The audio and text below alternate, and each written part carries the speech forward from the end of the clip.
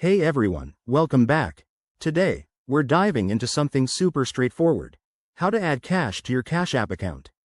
Whether you're new to the app or just need a quick refresher, this guide will have you set up in no time.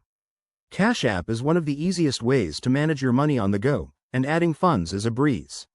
Let's jump right in. First things first, make sure you have the Cash App downloaded on your phone and that you're logged into your account.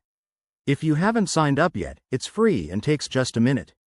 Once you're in, look for the Money tab at the bottom of the screen. It's usually the one with the $sign icon. Tap on that, and you'll see your balance along with some options. Now, to add cash, scroll down or look for the Add Cash button. It's prominently displayed, so you can't miss it. When you tap it, you'll be prompted to enter the amount you want to add. Think about how much you need, whether it's for everyday spending or sending money to friends. Next, you'll need to choose your funding source.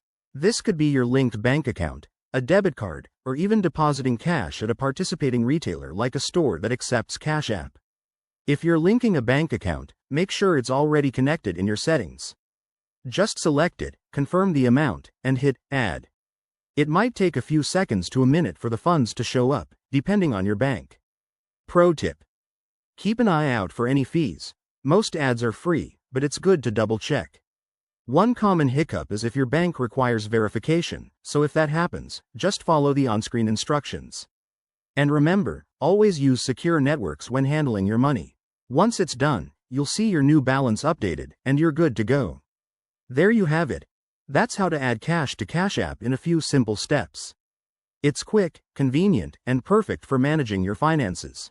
If you found this helpful, give this video a like, subscribe for more tech tips, and hit the bell icon so you never miss an update. Thanks for watching, and I'll see you in the next one.